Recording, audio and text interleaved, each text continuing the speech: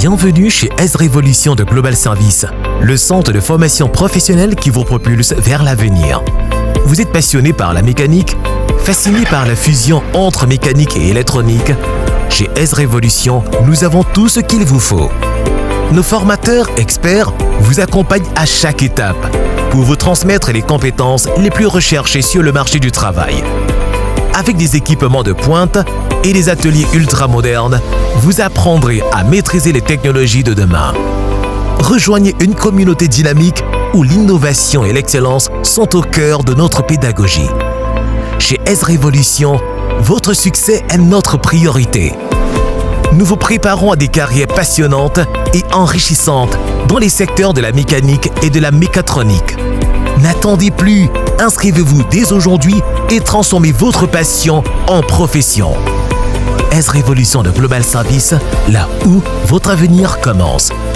S-Révolution de Global Service, le futur commence ici. S-Révolution de Global Service, là où votre avenir commence. S-Révolution de Global Service, le futur commence ici. Bon, concernant la mécanique, je retiens que déjà c'est d'abord un métier, c'est très large. C'est un métier qu'on apprend tous les jours. Voilà. On ne connaît jamais assez en mécanique. Ça s'apprend tous les jours que Dieu fait, c'est un métier qu'on apprend. Et c'est un bon métier, j'aime bien ce métier. On va dire ça comment? Je me suis familiarisé avec lui en fait. Parce que j'étais d'abord au lycée, j'ai obtenu mon bac et malheureusement je n'ai pas eu l'occasion d'effectuer ce que j'ai appris au lycée. Donc je me suis orienté dans un centre de formation. Et j'ai découvert que c'est un très bon métier. Et je me sens à l'aise. Bon, les raisons qui m'ont poussé à choisir la mécatronique, c'est parce que en fait, j'ai vu la réalité des choses. Et puis j'ai aussi fait un constat. J'ai fait un constat, c'est que le mécanicien, tout simplement, lui c'est plus typiquement des pannes mécaniques. Alors que de nos jours, nous avons affaire déjà à des voitures électroniques, à des voitures hybrides, électriques. Donc c'est un peu ça. Et la mécatronique nous offre l'occasion de toucher dans ce domaine-là. Parce que la mécatronique, nous avons la combinaison, si je peux dire ça comme ça, de la mécanique générale. Nous avons l'électronique automobile.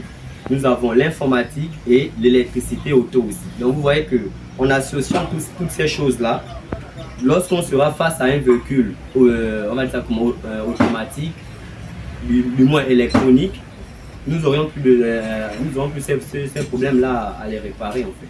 Par contre, comparé à celui qui ne fait que mécanique, face à un véhicule électronique, ce sera compliqué vraiment.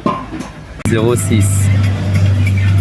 Donc ici nous avons un problème au niveau du capteur de pression, la pression atmosphérique.